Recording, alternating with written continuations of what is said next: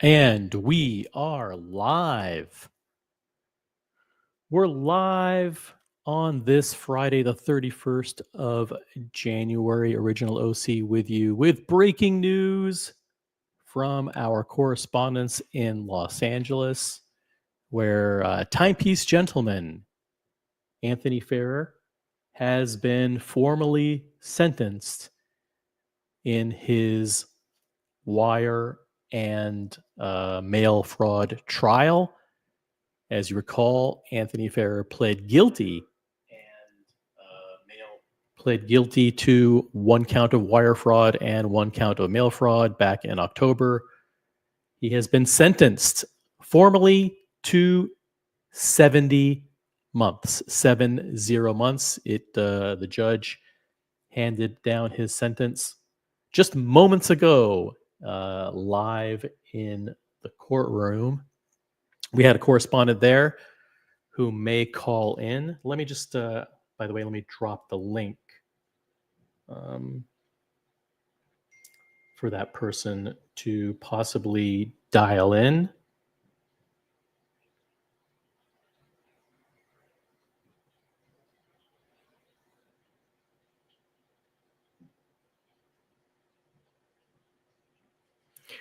But yes, we did have a correspondent in the courtroom who was there, who has some amazing insights on the day. I'm not sure what he will feel comfortable sharing on the air, but breaking news from Los Angeles.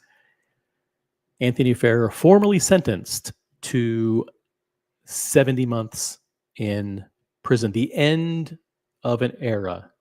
It is so it shall be written, and so it shall be done.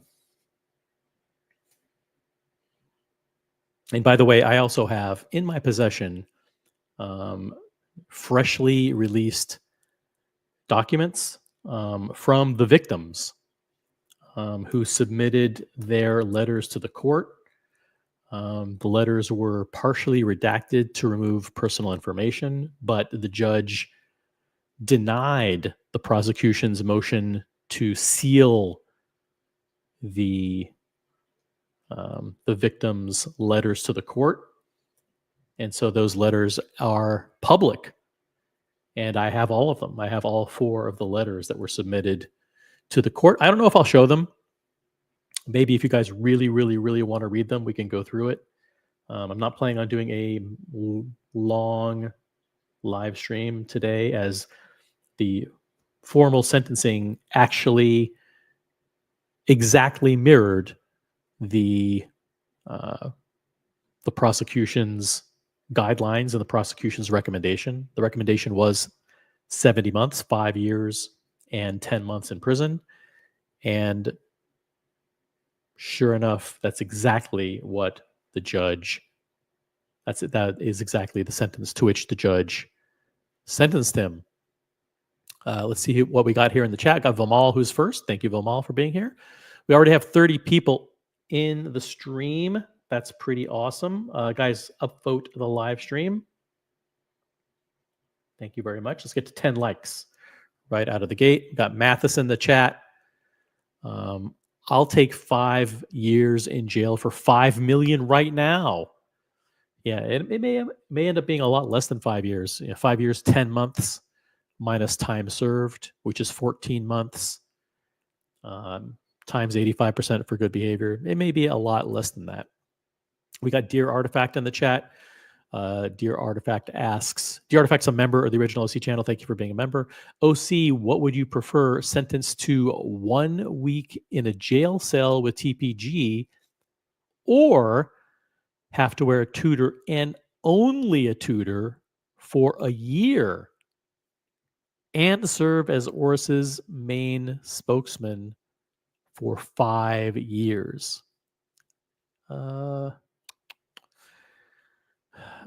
Jail cell with TPG? I think as long as there's no shenanigans going on in the jail cell, I'll take the week in jail. Listen, wearing a tutor is really, really serious punishment. Got Johnny O in Chicago in the chat. We have Jonathan Quayle Higgins in the chat. We have Versace Boy. Do we know if he loses his social media privileges? I don't have a clarification on that right now. Maybe that's something that will be filed with the court later. But we do have someone who was in the courtroom. That person may be calling in to share the experience in the courtroom as Anthony Ferrer, aka Timepiece Gentleman, was formally sentenced just moments ago in Los Angeles to 5 years, 10 months in federal prison. I got Buckley in the chat. Buckley's a member. Thank you for being here. Dingo Dave is in the chat. Got Luchabetic Mark in the chat. There will be shenanigans, not in the jail cell. Come on, I'm not gonna allow shenanigans in the jail cell with TPG.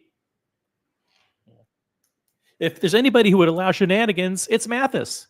He got Wagyu steak and lobster tails and carried the guy's camera. We have Swiftus Maximus, 5 years in. Let's not say that specifically. Swiftus. McAllen Drinker is in the chat. Upvoted. Justice has been served. That's right. This chapter, this saga, is over for now. This is over. If you're just tuning in right now, breaking news from Los Angeles just moments ago. Anthony Ferrer was formally sentenced to 5 years, 10 months in prison. Breaking news.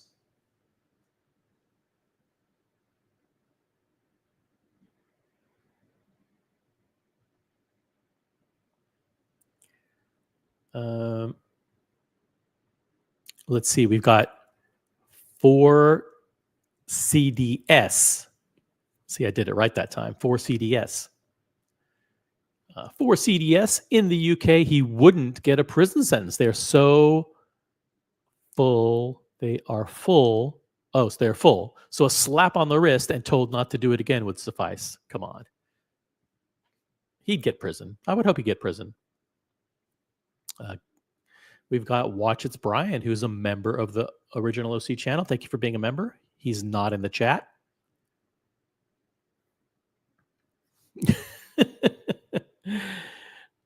OC is in the jail call too. Just jail cell too. That was it could be. I could be. I'd rather. I don't want to be an Oris spokesperson. So, got Julius Caesar in the chat.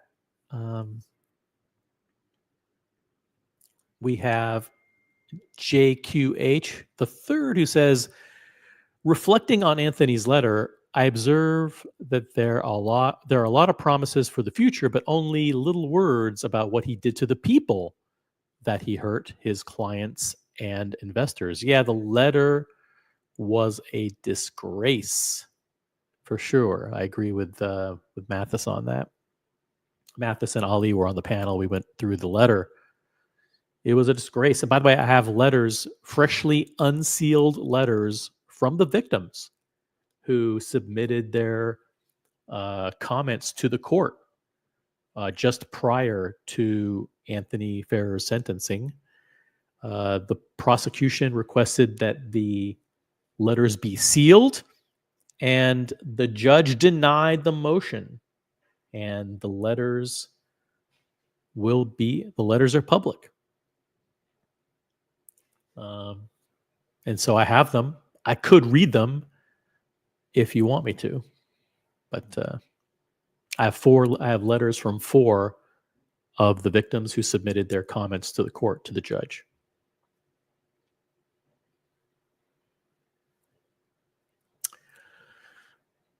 And that's it. That's really all there is in this case.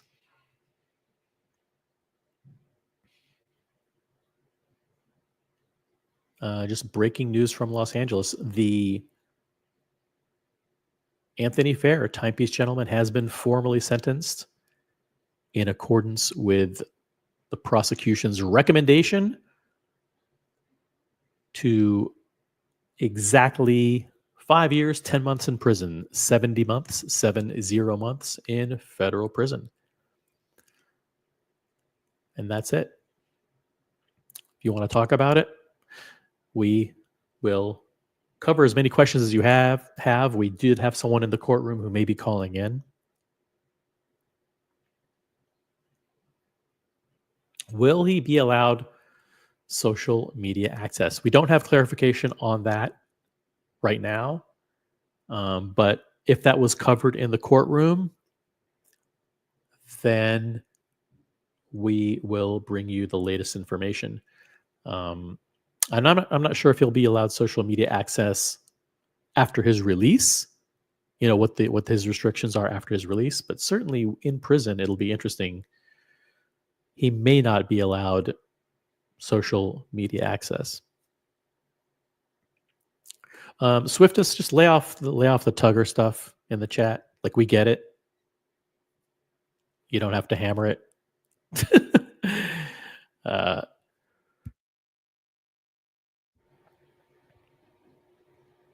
Thank you. Boris is in the chat. Formerly Billy Jeans. He's now Boris the Third. TPG. Rebranding. He's rebranded. Does Timepiece Gentleman still have to stand trial for the DUI things, or was this all wrapped up into one case? No, these were not wrapped up into one case. Those charges are still pending, I believe, but it really doesn't matter, as he's been sentenced to 5 years and 10 months in prison. So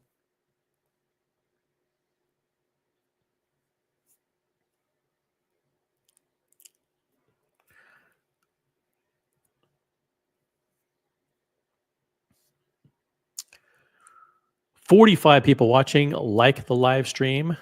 We're covering the breaking news from Los Angeles. Anthony Farrer, aka Timepiece Gentleman, has been charged and sentenced. By the way, I just want to share with you that the court actually, let's see what I have here.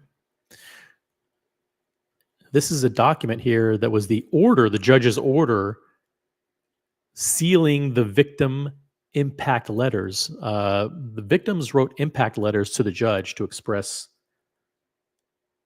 how their opinions on what should happen with Anthony, and the prosecution asked for the victims' letters to be sealed, and the judge issued an order following that motion, and the order is as follows: for good cause shown, it is hereby ordered that the government's ex parte application for sealed filing is granted in part.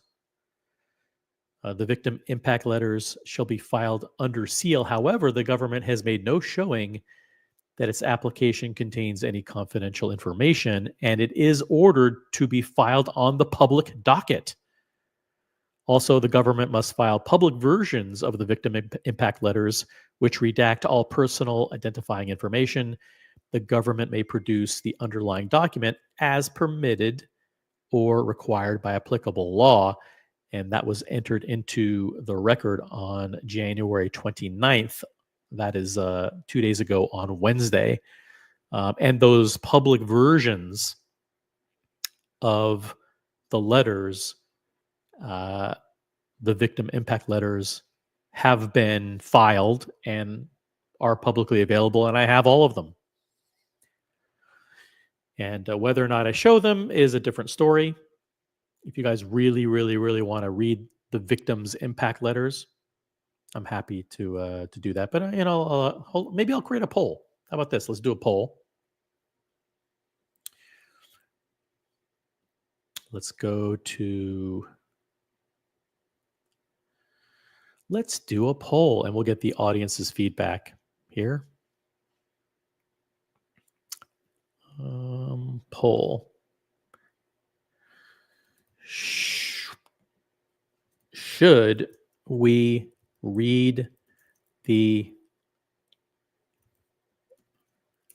victims. Is that apostrophe at? No, victim. I'll just put victim. Victim impact letters. Boom. There's the poll. We will abide by the will of the people. Swifta says, laughing my ass off, he will be out in 6 months. What does that mean? 44 months? Yeah, approximately. We've got Elmo in the chat. Elmo says, hey, OC, his ego is far too big to disappear when he gets out. What do you think? Well, he definitely will not be disappearing. He will be back, and he'll be back. He'll try to be back bigger than ever. That's why he wants access to social media. He definitely wants access to social media so he can rebuild again.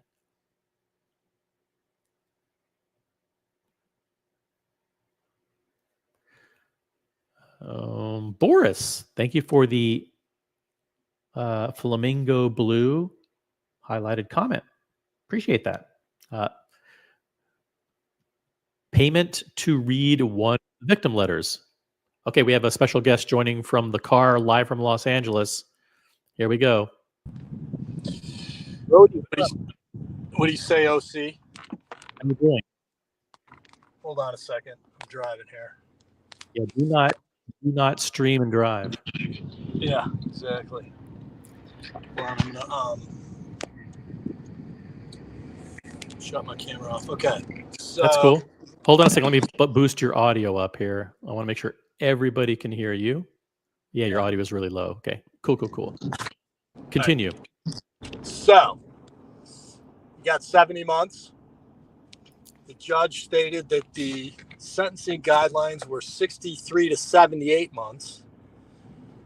Anthony asked for the low end of the range, 63. The prosecution asked for 70 in their sentencing recommendation in their filing, but at the hearing today, they agreed and stated no objection to the low end of the range of 63 months. Wow. But despite that, the judge still hit him with 70. Wow. So the prosecution actually, who went first, by the way? So Anthony went first. Okay, so Anthony went first, and he asked for the low end of the range, 63 months. Yeah, which was in their papers. They didn't really make a long statement about it. She repeated a lot of the same things that were in the filing. Right.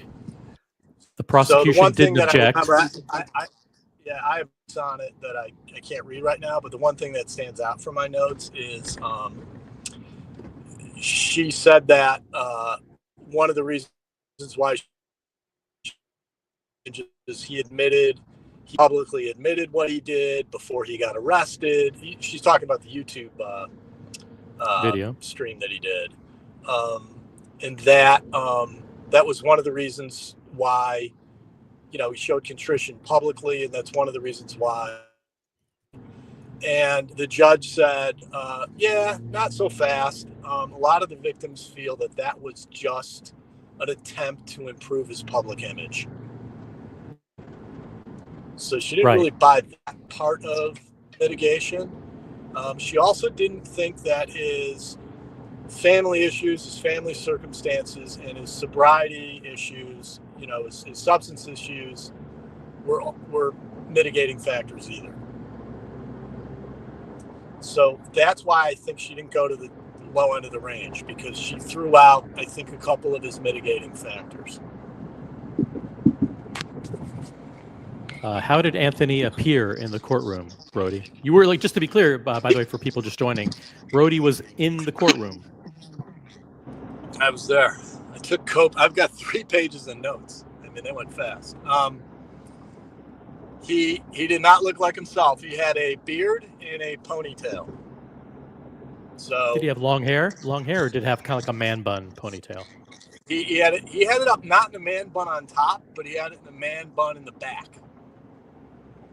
You know what I mean? Where so it wasn't on top of his head, but he had the ponytail man bun in the back. Yep, I get it. Yeah.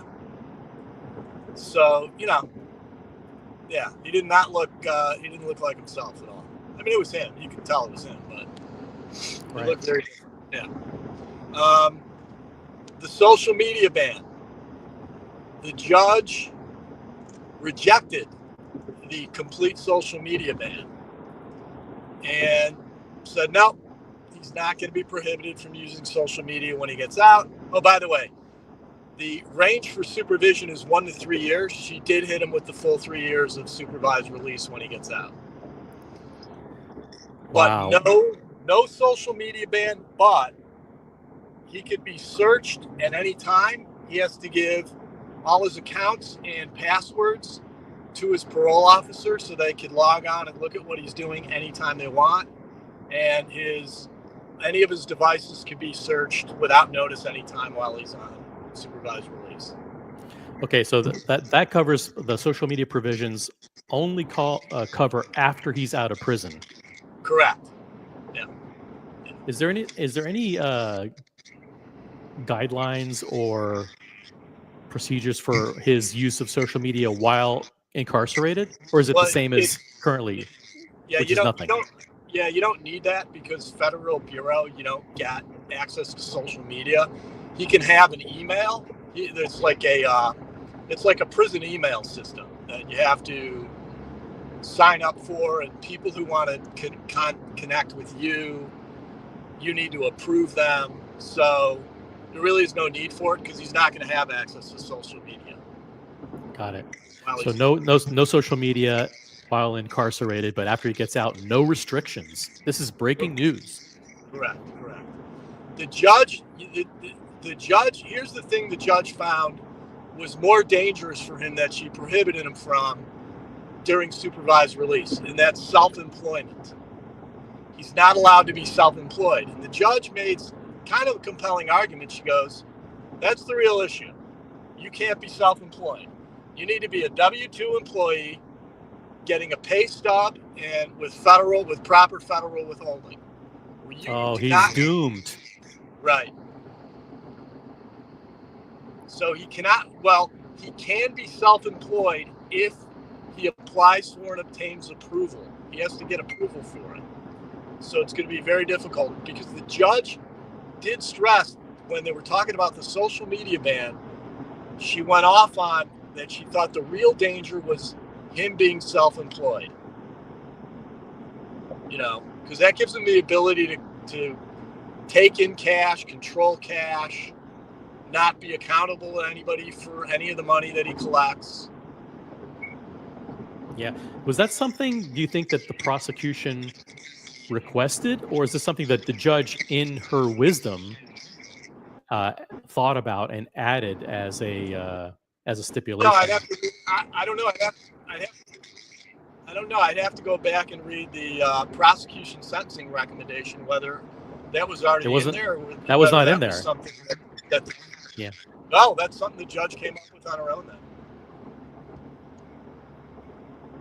Very cool. So he has requested and will be recommended by the judge, although she doesn't have control over it. It's really up to the Federal Bureau of Prisons. He would like to be housed in federal penitentiary in Inglewood, Colorado, so he can be close to his son. Okay. I'm trying to think. I mean, I'm sure when I get back and I look at my notes, there's other details in there.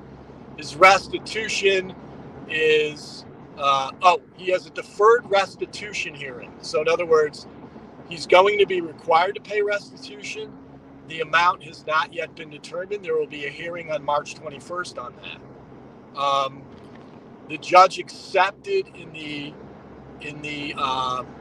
prosecution's sentencing recommendation. She accepted the $5.9 million loss number, although but the final number has not been determined for restitution. Right. Got it. So the victims have some additional time. Right. Didn't appear to be. Anthony did speak. He was very contrite. The same stuff. He turned to the gallery to see if there were any victims in the gallery. There were no victims that he recognized, and I don't think any of the victims showed up because the prosecution came and looked at me and he said, "Are you a victim? Anybody in the gallery a victim? If you want to make a statement." Nobody was. There weren't that many people in the gallery. There were maybe 8 people there total. And none of them were anybody that we would recognize. So you didn't recognize anybody in the gallery? Yeah, no. And did he look healthy, Brody? He actually did. I mean, when you have kind of an ungroomed beard and a ponytail, he didn't look. If he was out on the street, you wouldn't necessarily think he was you wouldn't think he was a bum or anything like that. No, he looked clean. Yeah. And what was his attire? White jumpsuit, white prison jumpsuit, all white. White. I think it said Kith on it. I think it had a Kith label on it. Let Buckley know. Very funny. It was oversized, didn't fit him well. Pretty sure it was made by Kith. Anyway, Got it. Yeah. That's a very, very good summary. Yeah. We all really appreciate it. What was security like? I mean, how was the process for getting parking and getting into the courthouse? Any problems or issues? Yeah, easy peasy. Take my shoes, my belt, the watch off. It's like going through the airport. Only they make you take a few more things off. They make you take the belt off and the shoes, and empty your pockets. That's it. You go through and you're done. You're in. Easy. Federal courthouses are not crowded. It's like you could play football in that lobby and not hit a single pedestrian. Got it. So yeah, for those of you just joining, breaking news: Brody was in the courthouse. Anthony Farrer did receive his formal sentence: 70 months, 70 months, 5 years, 10 months in federal prison. Upon his release, 0 restrictions on social media. So. Yeah, none. Although he is subject to robust search and monitoring by his parole officers. Cool. By the way, is there any way you can turn down the YouTube that's running? Yeah, hold on. Do I have YouTube running? I don't know. Yeah, just to close out YouTube if it's running in the background. Thank you. There we go. Worked. Are you still there?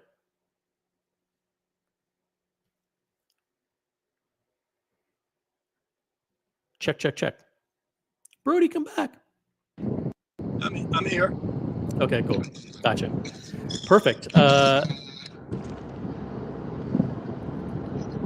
Boris says, "Thank goodness, I can't wait to see his social media posts. TPG should try to get a Bachelor of Arts while inside. He will have plenty of time on his hands."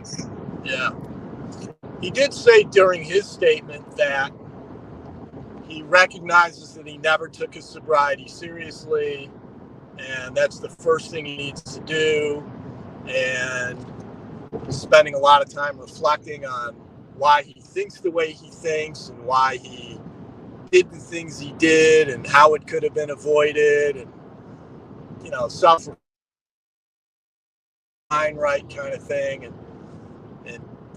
taking his sobriety seriously for the first time that he never did in the past.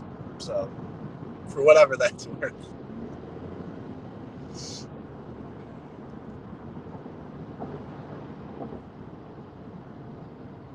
Well, it's good that he actually said that in court. And yeah, he said that in court. Yeah, because his letter did say. Go ahead. Yeah. So the interesting thing is, and how everybody knows, including the courts must know, that the restitution is bullshit, is he's going to be required to pay 10% of his gross monthly income when he gets out toward restitution, whatever that is, but no less than $100. And, you know, at that rate, you know, he's obviously never going to pay it back. He can never be self-employed, really. So his upside of, like, creating anything that has value and making any real money is nil. And the court even did not fine him. She said she found that the fine would not be effective because basically he's not going to be able to pay it. Right. So, I mean, if he's not going to be able to pay the fine, you know, he's not going to be able to pay the restitution. We all knew that anyway. But, so, you know, it really is about the sentencing because nobody's ever really going to get paid much, if anything. Yep. It'll be interesting to see how he taps his resources to get loans and help and support when he gets out. He doesn't have to count that as income, you know. Look, he's going to get out. He's going to ask for an approval to be self-employed to do something on social media. We know that's what he's going to do because he can get a minimum wage job, and 10% of his gross is, you know, it's not going to be very much. Nobody's going to get paid. So, you know, who knows? We've got Boston Collector in the chat. He says he hasn't learned anything. He is a habitual liar and doesn't know reality. It's all bullshit, and he will go back to it as soon as he gets out. YouTube channel and business, etc. Yeah. I think if he was given the opportunity, yeah, I mean, that's who he is. If you're just tuning in, Anthony Ferrer has been sentenced just moments ago. He requested the court to give him the low end of the sentence, 63 months. The prosecution actually did not object, but the judge did not grant a lower sentence. He was sentenced to 70 months, no social media restrictions upon his release. And the judge ordered that upon his release, he cannot be self-employed. He has to work for somebody else with a W-2 wage. Brody was in the courtroom and saw Timepiece gentleman Anthony Ferrer there in a white jumpsuit and ponytail and beard. Yep. And looked healthy. Yeah, I mean, you know, he didn't look terrible. And at some point he turned around to see if there was anybody that he knew in the courtroom. Was he going to attempt to address perhaps somebody that was in the courtroom and apologize? Yeah, when he was given the opportunity to speak, the first thing he said is he wants to apologize to the victims. He doesn't see any of them that he recognizes in the gallery, but he still wants to apologize to all the victims. Got it. Well, this chapter is over. How long before you think you're in a place where you can pull over or be home and go through your notes? Probably 45 minutes, 40 minutes. Okay, cool. All right. You can either drop off anytime or just stay on the line. And if you, as things come into your head that you remember about the experience, feel free to share. I'll mute myself, and then if I have something to say, I'll unmute. Cool. Sounds good. Guys, thank you, Brody. Brody was in the courtroom with Anthony Ferrer, a.k.a. Timepiece Gentleman, in Los Angeles, where moments ago, Anthony Ferrer was formally sentenced to 5 years, 10 months in federal prison. He will have zero restrictions on social media upon his release when he is undergoing supervised release on probation. But he will be required to not be self-employed. At least that's the order by the judge at this time. He will have to have a job that requires a W-2. Anthony was in the courtroom where sporting a beard and his brown hair in a ponytail behind his head, and was healthy and did offer contrition and did apologize for what he did. But he did request that the court give him the low end of the sentence, which was 63 months.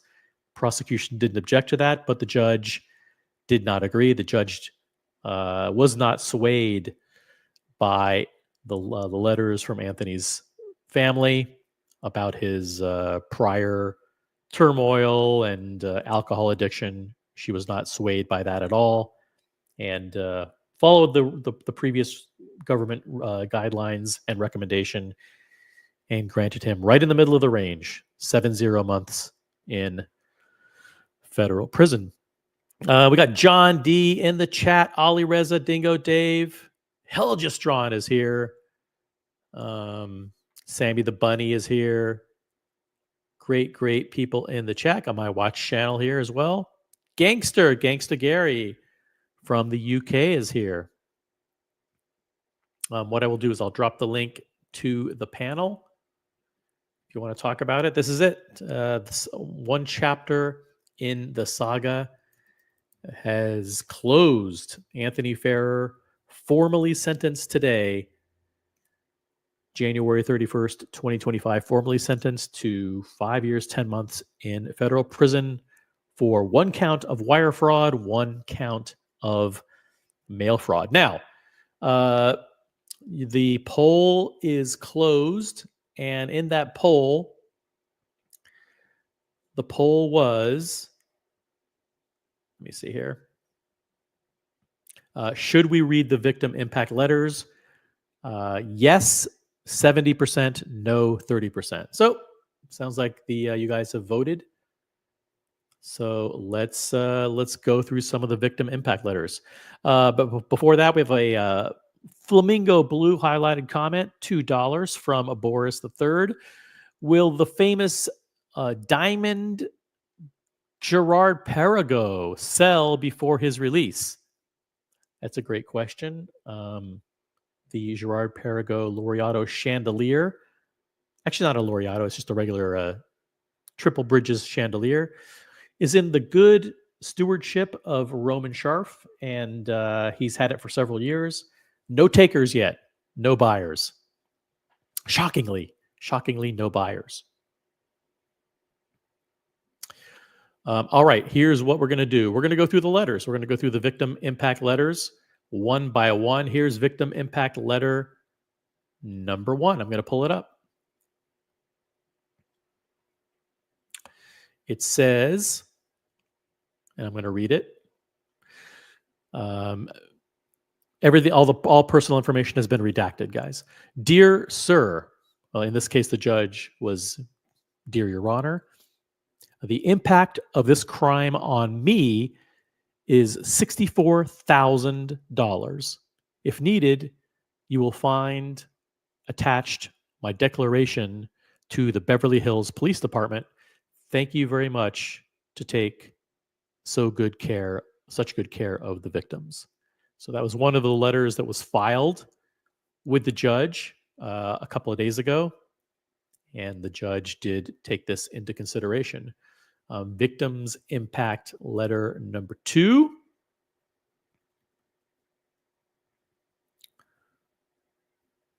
Is as follows. Your Honor, I am writing to clarify the amounts owed in this case. Originally, Anthony promised me, per the Timepiece Gentleman agreement contract, $15,000 for one of the watches and $13,000 for the second. To date, I had received $18,000, but I'm still owed $10,000. I was a victim of a fraudulent consignment scheme that took place right here on Rodeo Drive, where I was taken advantage of. At the time, I had to put up the watch for consignment with the intent to use the proceeds to pay for an engagement ring. Please let me know if there's anything else I can help with or provide in getting this case resolved and properly compensated. Thank you for your attention and assistance in this matter. And the letter is signed. Hey, OC, in that regard, the judge twice during the hearing described what Anthony did, her word, as a Ponzi scheme. Ooh, So a Ponzi scheme. Got it. She labeled them a Ponzi scheme. Strong words. I mean, a Ponzi scheme is basically a criminal conspiracy, a criminal scheme. Yep. Victims impact letter number 3. Let me see. This one is a little bit of a long letter, but I'm going to read it nonetheless. This is public record. Forgive me, my throat's a little bit sore, but I'm going to read it here.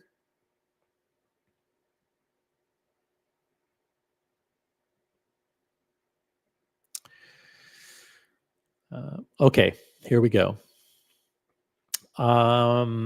My name is redacted, and I'm providing this statement regarding the incident that initially occurred on July 3rd, 2023. I consigned my Rolex Oyster Perpetual with the Timepiece gentleman of Beverly Hills, California. I submitted my watch through their website for an appraisal, and Luis, the representative with whom I was working, confirmed that the store agreed to consign my watch.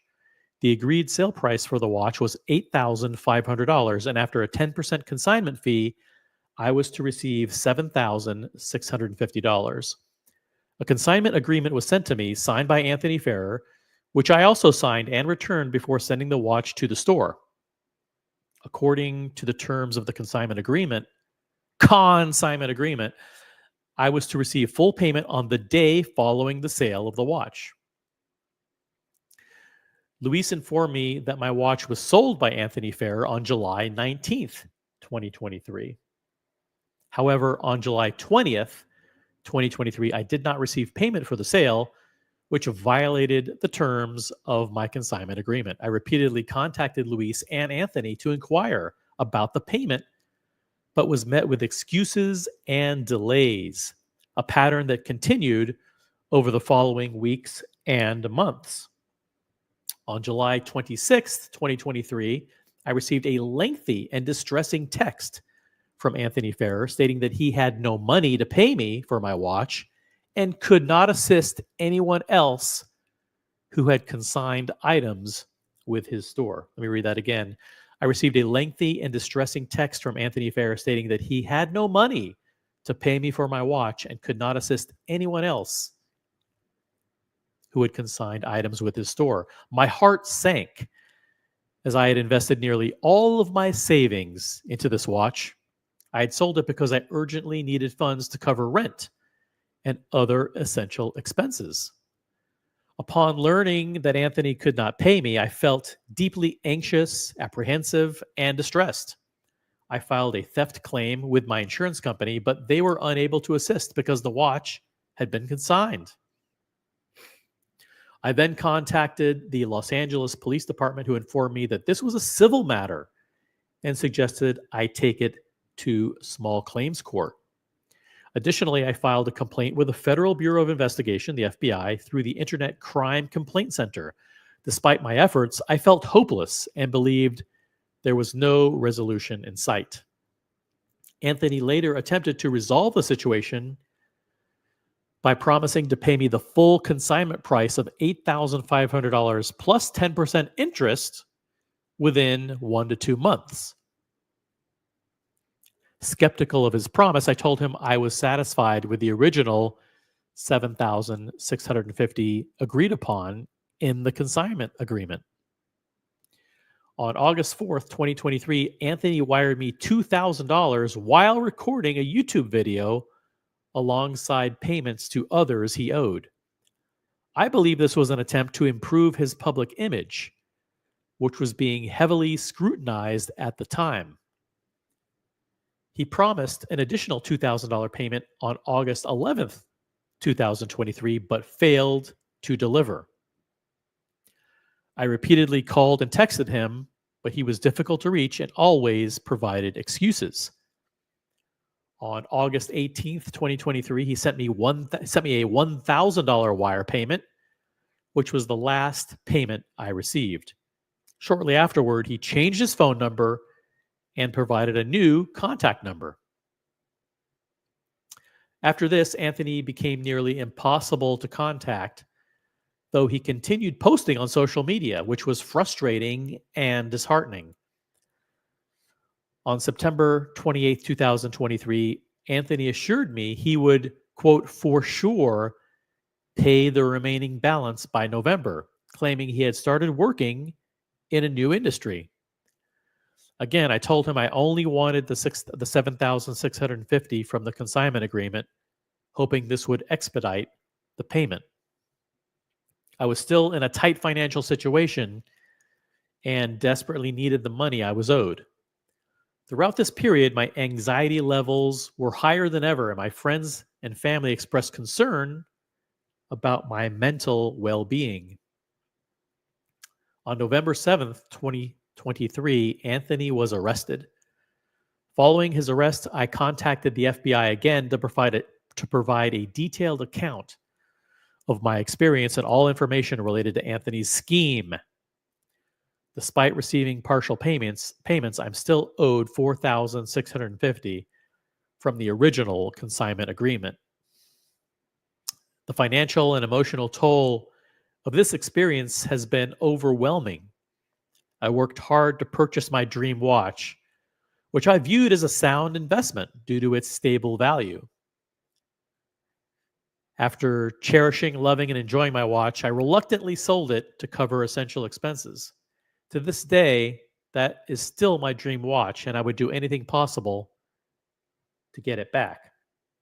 This entire ordeal has left me feeling betrayed, stressed, and deeply disheartened. Anthony Fair took what I worked tirelessly to achieve and showed no remorse for his actions,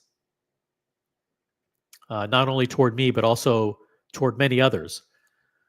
For months, he kept me waiting and hoping, offering vague promises that he might eventually pay me.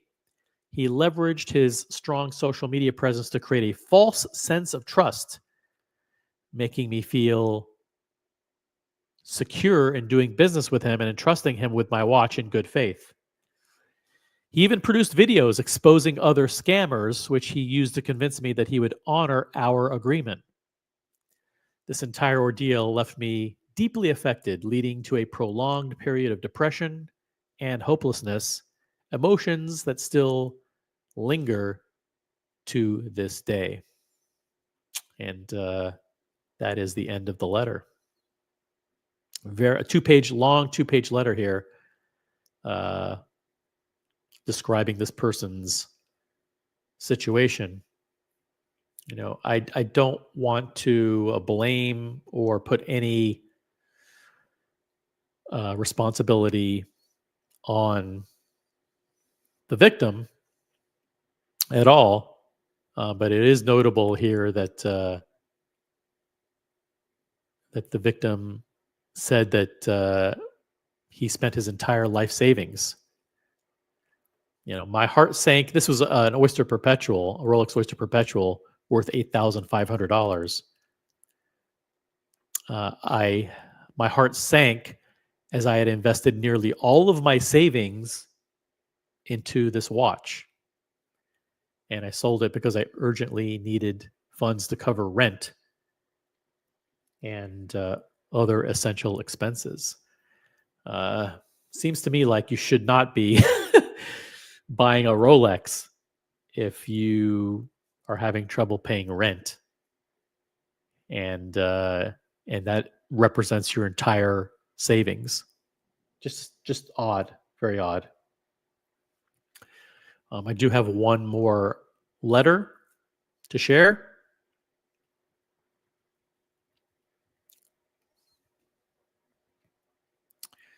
Final victim's impact letter filed with the court. To whom it may concern, I'm here to express the profound impact that Anthony Fair's actions have had on my life and the lives of my family. In a time when I was trying to support my pregnant wife and prepare for the arrival of our child, Anthony stole from me $350,000. I'm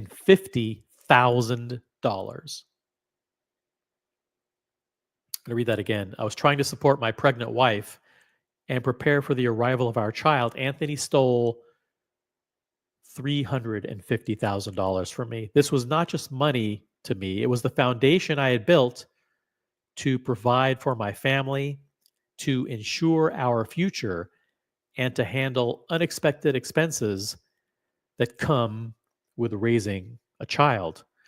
Losing my savings left me in a dire financial situation, burdened with debt that I had never anticipated. In an effort to regain my footing, I was forced to take out loans, which only added to my stress. The pressure of financial insecurity weighed heavily on my shoulders, and I struggled to cope. This stress began to affect my relationship with my wife. When she miscarried,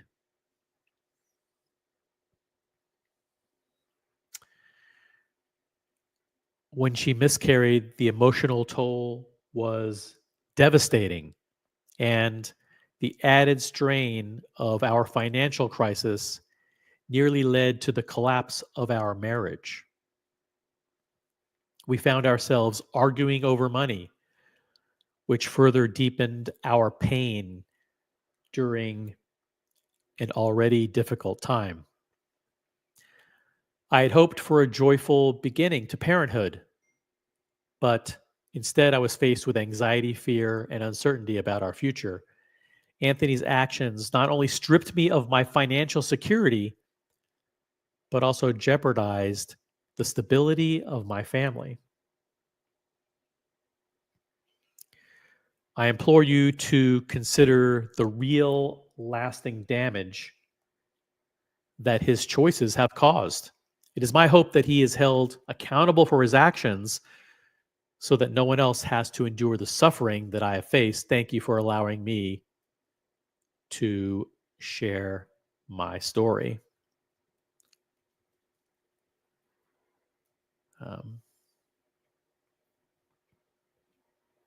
Mathis, hello?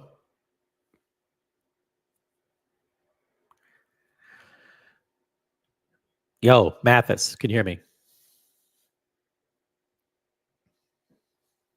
Okay.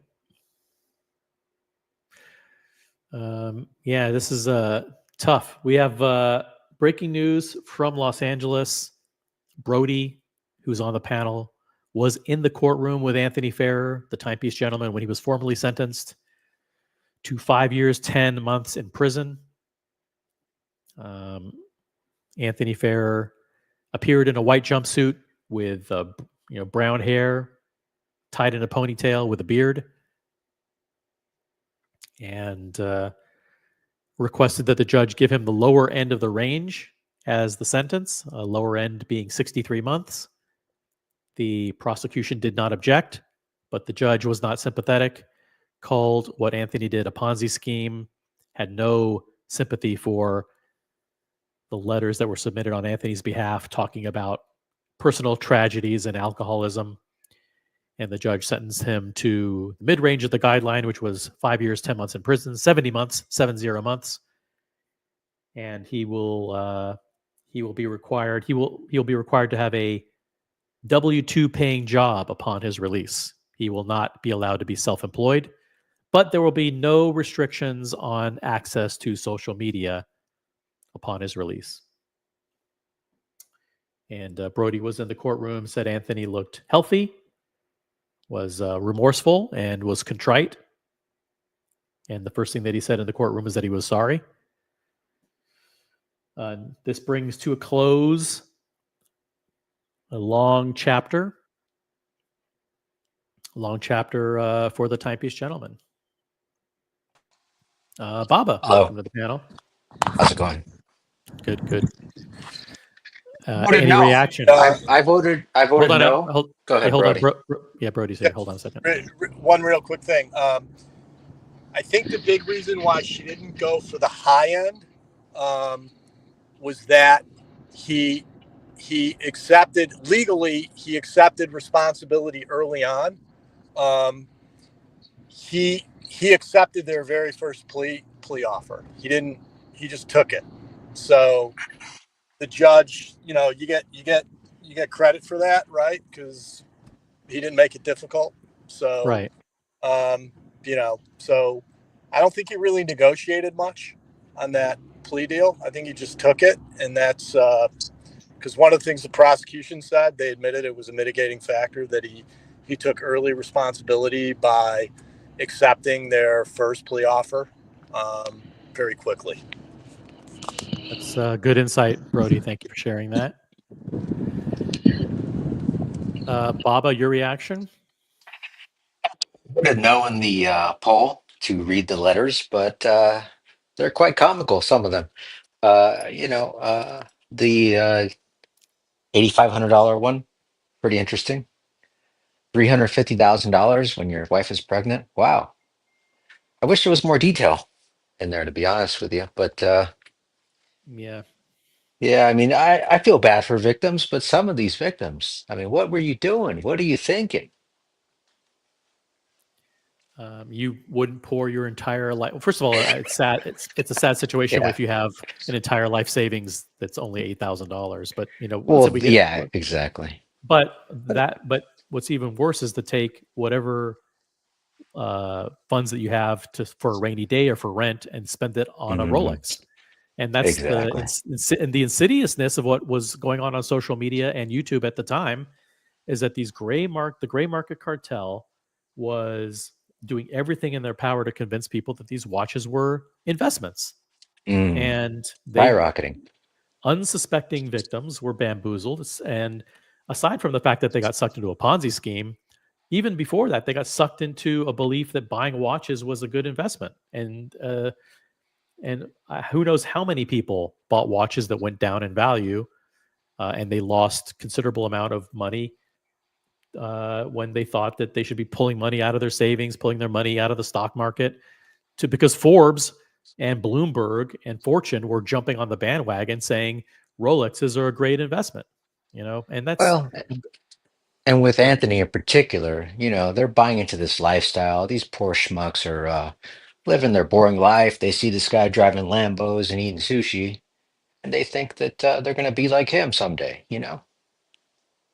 yeah. In this one of the victims' impact statements, this person consigned an $8,500 watch and said, "My heart sank as I invested nearly all of my savings into this Oof. watch, and I sold it because I urgently needed funds to cover rent and other essential expenses." It boggles the mind that someone would do Yeah. that.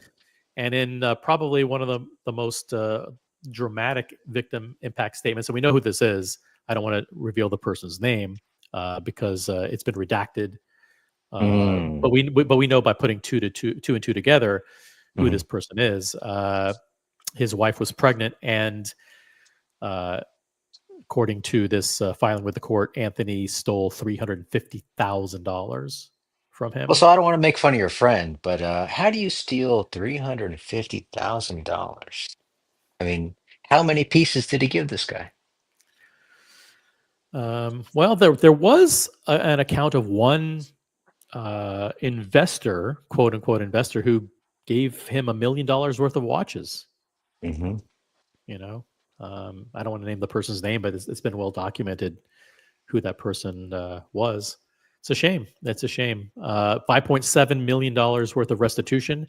He'll probably pay back almost nothing of that. So these people lost their they lost their money, and there's nothing they can do about it. And by the way, it's a good time to also point out that he's not the only person. This happens every single day of the week across not just the United States, but in other countries. People work with shady characters and end up losing their the value of their watches. They end up buying counterfeit watches. They end up getting duped and participate in these fraud schemes.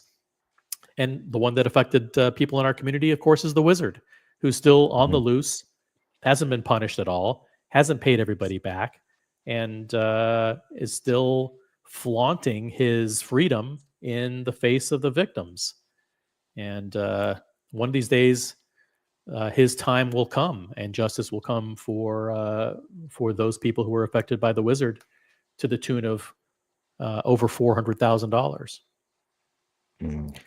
80 people watching this live stream, guys. If you're new to this channel, it's the original OC channel. We cover Watch Talk, smart Watch Talk for the smart collector.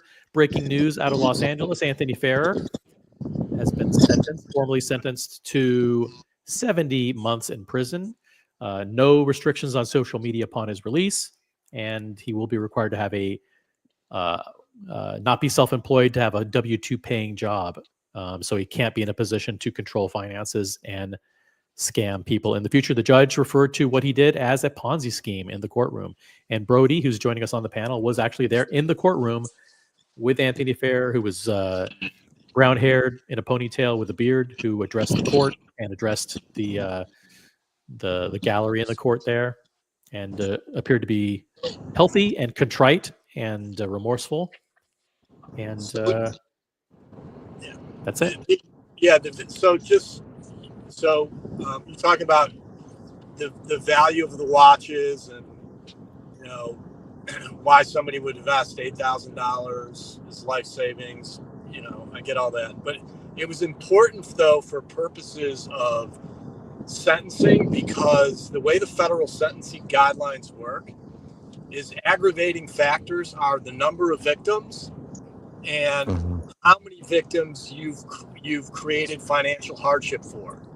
So it's important that the victims express that not only did they lose money, but that losing that money created financial hardship for them, because that moved him up into that you get a score for you when these white collar crime cases, you get a score, and that score moves you up into a higher guideline range.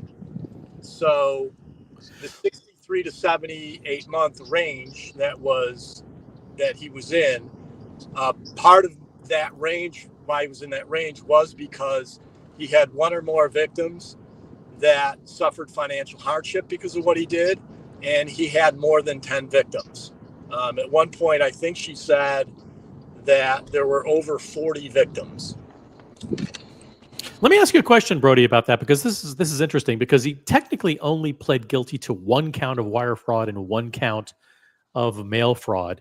At that point, I'm assuming that that's just a formality. I mean, how was the judge allowed to take into consideration statements from up to 40 people, theoretically, who were scammed by him, but he only agreed to plead guilty to 2 counts? So that's just part of the plea deal. First of all, that happens in all kinds of criminal cases. So if you had a serial rapist, for example, but he was only tried for 1 count on one person, but was found guilty, there would be victim impact statements from other victims that would be allowed for his sentencing. And the judge would be allowed to consider take into account those things for the sentence. For the sentence, even though that person had not been found guilty of those crimes. Correct. You're still allowed victim impact statements for matters outside the scope of what's actually being charged and what was pled to during the sentencing stage. Correct. It's fascinating. Yeah. Boris in the chat said, if TPG had kept silent and filed for bankruptcy, would he have just been able to walk away? TPG is just mad he got caught this time. Yeah, it would have been interesting if he filed for bankruptcy. But I think there's plenty of evidence that he converted the funds associated with those watches for personal gain, or lost them. Or lost. I found the lack of restriction on his social media to be pretty strange. I mean, is it that much of a right these days? I mean, this was a key part of his scheme. The idea that he's not restricted at all, except for being monitored, is kind of weird, I think. Right. It does impact his the First Amendment, his freedom of speech, to some regard. The judge spent a fair amount of time on that. She just felt that really wasn't the cause. She really felt that it was his ability to be self-employed. was the real danger, not social media. That's just the way she saw it. Well, I mean, let's say he was self-employed without social media. There's no way he would have been able to accomplish what he did. I mean, I just don't see how that makes any sense. But I mean, he's going to get a job flipping burgers at this point. So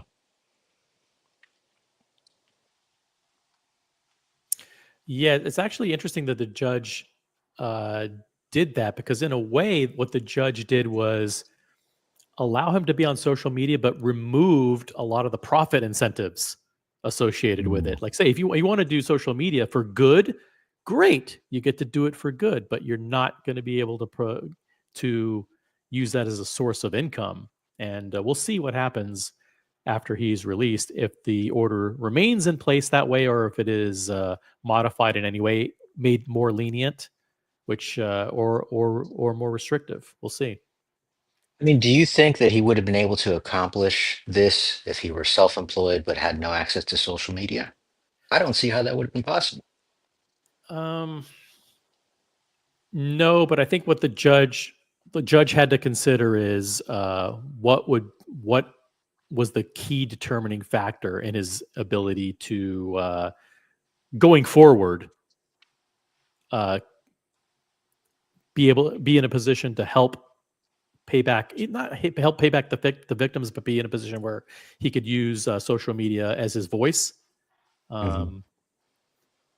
without it harming people in the future. So the judge kind of split the baby a little bit. You can be on social media, but as far as your job that you end up having after you're released, it has to be something where you're W-2'd, which I think takes a lot of the financial incentive. Because he was thinking, listen, I'll be a social media star again, and He'll do the same. He'll be a dealer, a diller. Yeah, and so the judge was kind of wise to say, no, you're not going to be able to do that. So, Boris says, yeah, if he didn't make those admissions online and just filed for bankruptcy, what would that look like? Plenty of companies go under for mismanagement of money. Yeah, but he didn't. He was on the run. He was on the run. OC, I don't think that you can. I don't think you can file bankruptcy to terminate fraud, restitution, or money owed for fraud crimes. You can't. I don't think you could expunge that in bankruptcy. Yep. So yeah, I mean, once he started, once there were reports of him not paying people for watches that were sold, it became criminal. It became a criminal investigation at that point.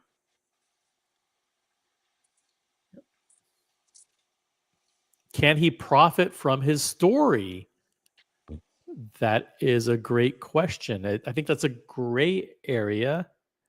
I think it's probably likely that he'll be in a position to sell the rights to his story or be a consultant to a production, as long as he's W-2'd, according to the judge's sentence.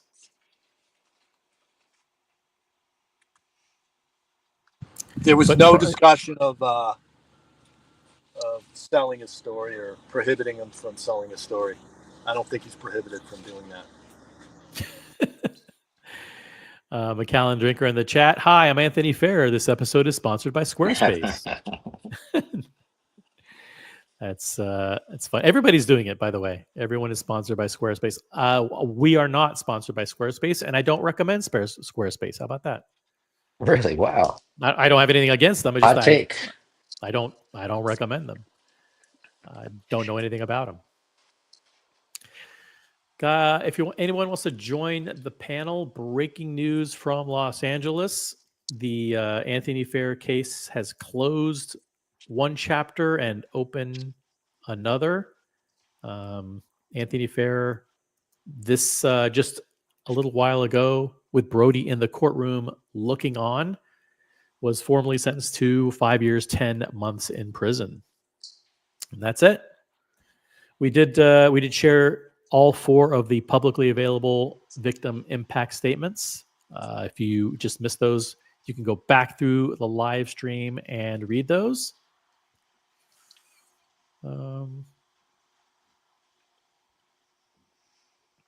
And we'll just hang out here on the panel. Maybe Brody, as things come to mind, you can feel free to jump in. But let's just go through the comments, guys. Type in your comments, your reaction in the chat. If you have a poll idea, let me know. Skip intro in the chat. Good to have Skip here. This guy has mental illness, and part of it is addiction.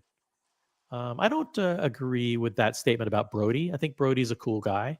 I don't think he's proven. I mean, there's signs that he's mentally ill, but I don't think he's been diagnosed with that.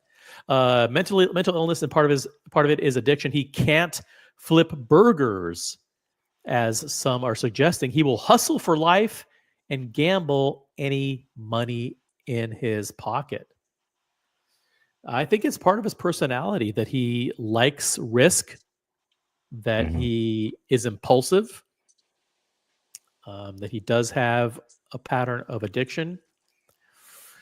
I think he will become bored with an ordinary job, and he will look for something glitzy, and he'll look for cash. There's no way someone who's used to dealing with $100,000 watches and thousands of dollars flying back and forth and fancy sports cars and $17,000 steak dinners, that guy is going to be okay with a humble life, working in a gas station or working in a fast food place. So it's, I think there is a reason to worry when he's released what will happen. He certainly won't be paying anybody back. No. He will be rebuilt. It will be a phoenix rising from the ashes. The Anthony Fair story, the redemption. With Mark Wahlberg in the starring role. He'll be in there for a while though, so who knows? Maybe it'll reset his taste, and he'll be able to live a normal life. Skip intro has a good comment here, and I'll ask Brody to weigh in if this was covered in the sentencing. He has to be in a job that has supervision and drug testing. He's too old to change. Is drug testing and alcohol testing something that's typically part of release? Brody, do you know? Hold on, I'll unmute you. You're self-muted, by the way. The question is it typical for judges as part of the supervised release to require drug and or alcohol testing? If there's anybody in the chat that knows the answer, let us know.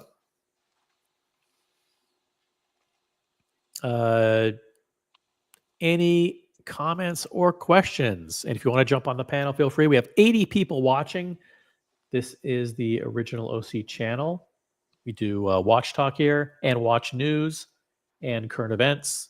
Please subscribe and enable all notifications. Skip intro following up. I can see him selling cheap watches in the shops and telling people how he used to sell $1 million watches in Beverly Hills, but that these cheapies are still better. You think he'll go back to watches, or you think he'll look for something else, like a different industry altogether? Well, the problem is he won't be able to sell anything compared to what he used to. So the idea that he would be interested in watches still is, seems kind of unlikely. Yep.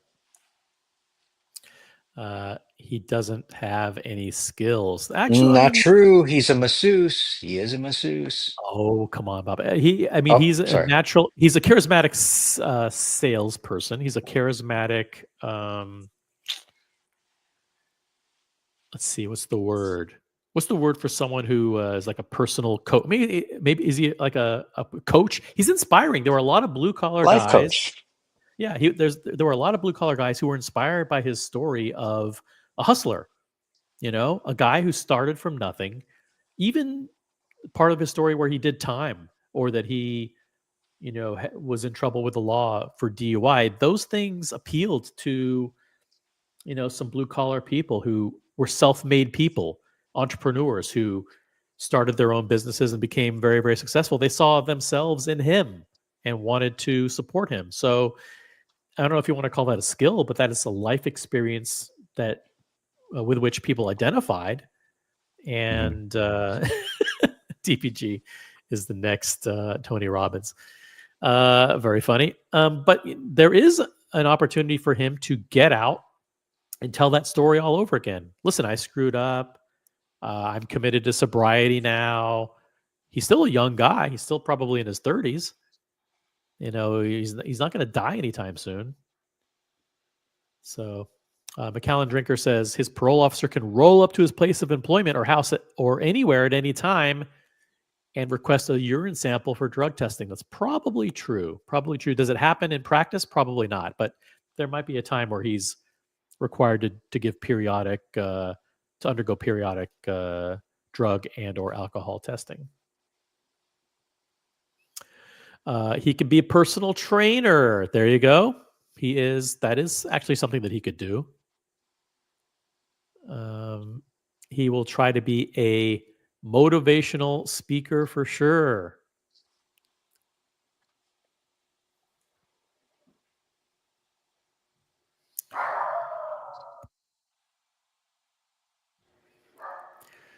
Yeah, let me take these. I'll go to one of the more innocuous victims impact statements here. Here we go.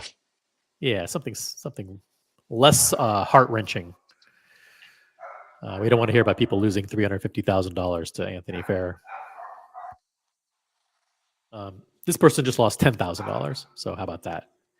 Through the risks of consignment, guys, the risks of consignment are still real if you don't 100% trust the person with whom you're consigning. Then your watches may be at risk. So think about that carefully. None of this would have been possible without consignment. Gen G also echoes the same sentiment. He could be a personal trainer when he gets out.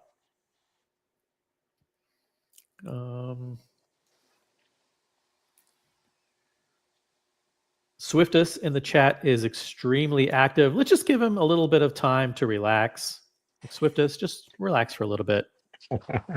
You're very, very caught up in the situation. I get it. You're very emotional. Take a quick time out. Relax. Come back and don't go crazy with the tugging. It's kind of irrelevant to today, actually. Motivational douchebag, says Mathis. Thank you. I've got a buddy with a parole officer, and he does, according to Tobister McDonkey, he does randomly show up and make him piss. How emasculating.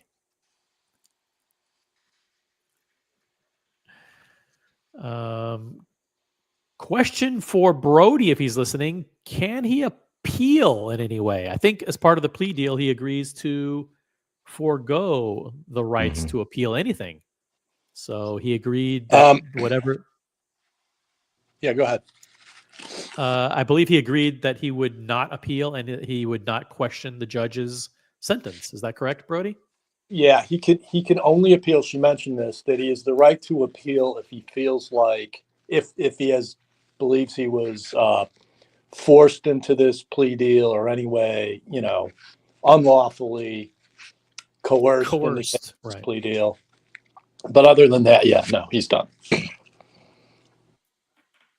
Yep. No, he can't appeal it. It's part of the plea is basically the way they give you these, the way they offer you the plea, they say, listen, you promise to say you're guilty of these things, and you have to agree that we're not forcing you to say that. But a lot of times, you're kind of being forced to do it. Like I remember I got a speeding ticket, and the prosecutor said, "Oh, we don't want to give you like points on your record or anything. Like, just pay like a small fine, and we'll change it so it was like a parking violation or something like that. So you have to, as part of your plea, you have to agree that you parked illegally.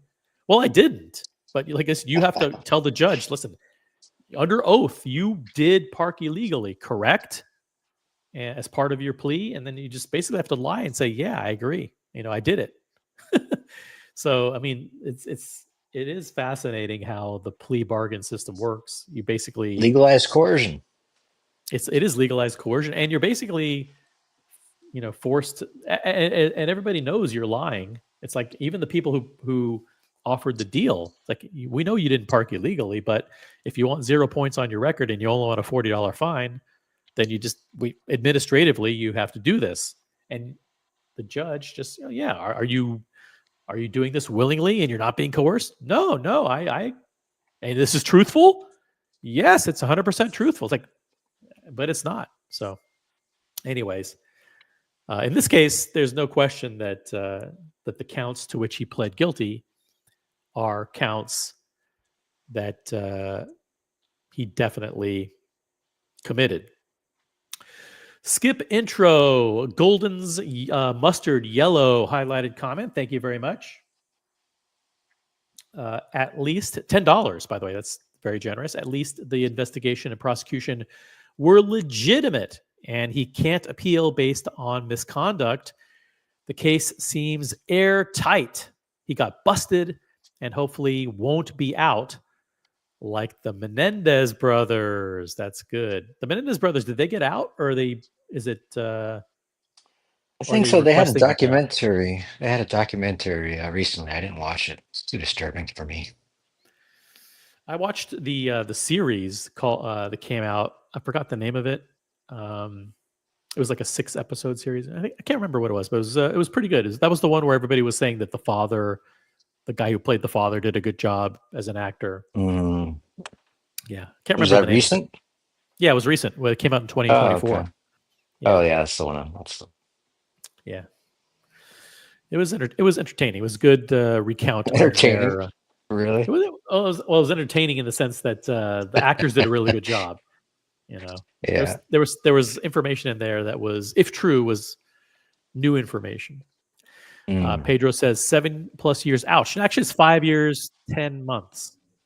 70 months, 70 months. So it's 5 years, 10 months minus time served. Yeah, he did 14 months, I think. So he'll get credit for that. Credit for 14 months. You guys can do the math. 70 minus 14 divided by 12. I don't know what that is. That's a very complicated math equation. But someone will figure it out in the chat. Thank you, Skip Intro, for the comment. Really, very much appreciate it. Thank you for viewing, by the way. I appreciate everybody viewing the live stream. 80 people watching. This is the original OC channel. Please subscribe and enable all notifications. If you're just joining us on the stream just about an hour ago, maybe an hour and a half ago, in Los Angeles, Anthony Ferrer, a.k.a. the Timepiece Gentleman, was formally sentenced to 5 years, 10 months in prison. He appeared in the courtroom in good health and in good spirits. Brown hair, ponytail, and beard. Requested that the judge give him 63 months in prison. The prosecutor did not object to that. The judge, however, did give him 70 months, 5 years, 10 months in prison. Was not swayed by arguments that he suffered personal trauma in his life and that he had a alcohol addiction. He is ordered upon 3 years supervised release, 3 years of probation, where he has to have a job that generates a W-2. He cannot be self-employed, but the judge did not restrict any social media activities upon his release. And that is what is going on. Feel free to jump on anytime, people who have keys.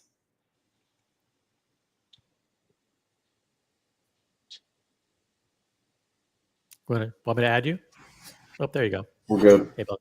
What's up? So there you have it.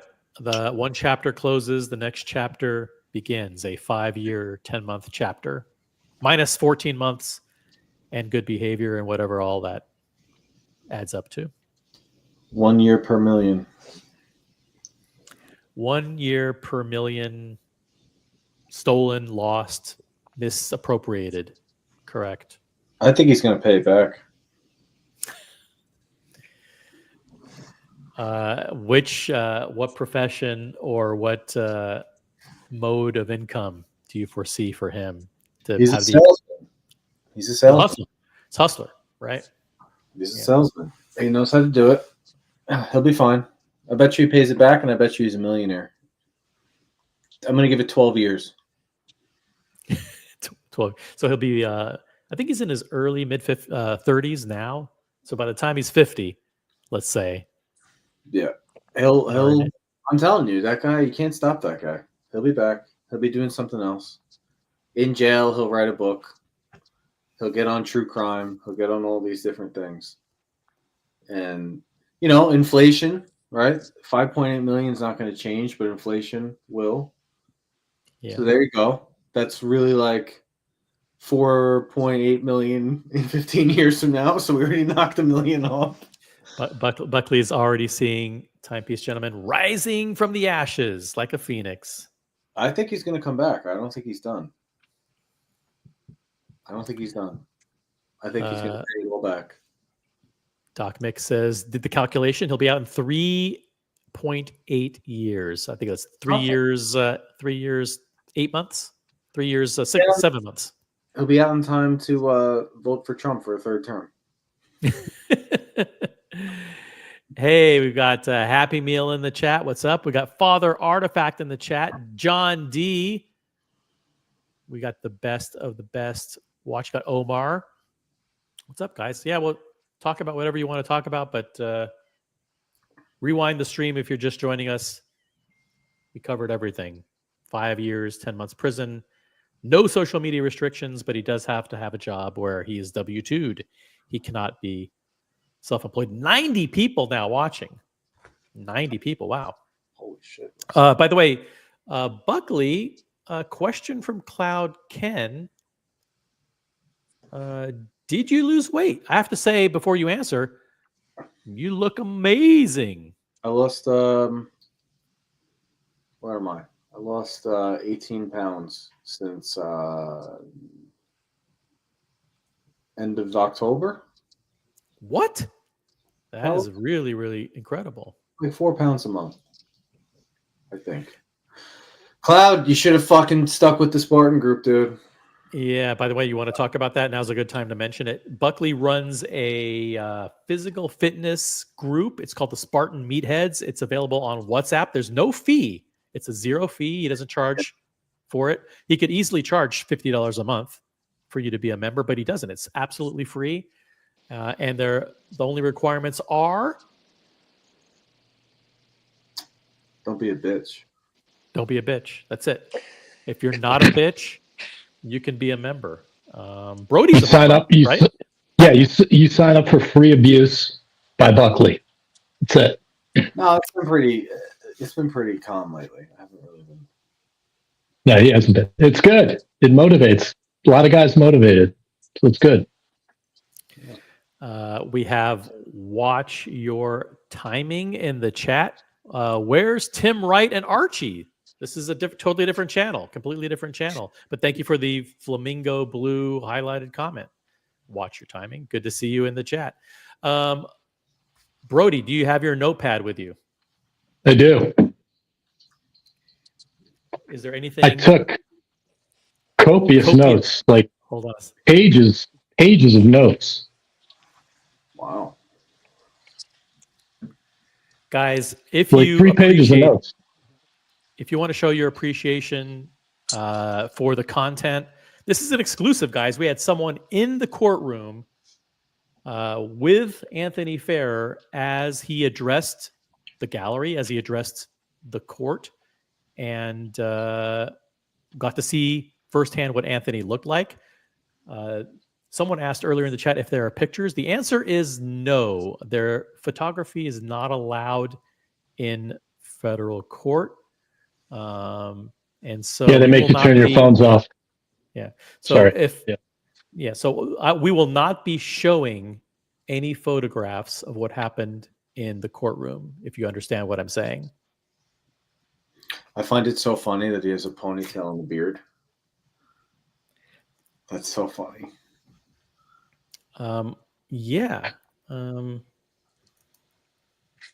He went. I'm trying to think.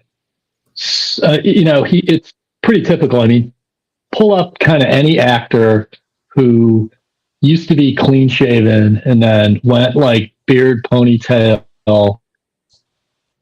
baggy clothing look, and that's what he looks like. Yeah. So. That's part of the whole thing, though. That's part of the whole marketing. He's trying to show that I'm going down the journey of recovery. I'm telling you. Right. Usually, yeah. So when it comes to recovery, I do have some more notes on his. So he also is required to do drug testing when he. This is when he gets out on supervised release. Mm-hmm. Drug testing, outpatient substance and alcohol abuse. Drug testing for outpatient substance abuse, and 6 months in a rehab facility program. Also, no gambling. That's good. By the way, I do listen. Fuck it, Brody. I'm just going to show the picture. We do have a picture of Anthony Ferrer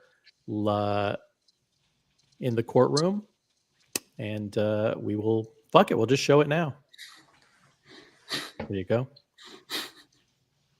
So that is very accurate. Sans the sunglasses, white prison jumpsuit. That is exactly what he looked like.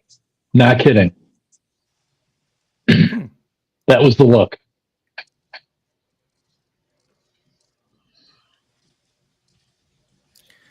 What do you think of this look, Buckley, as part of his so this, image? To me, this looks like somebody that cries on the internet about climate change, but flies a G550 all over the world. Is that accurate?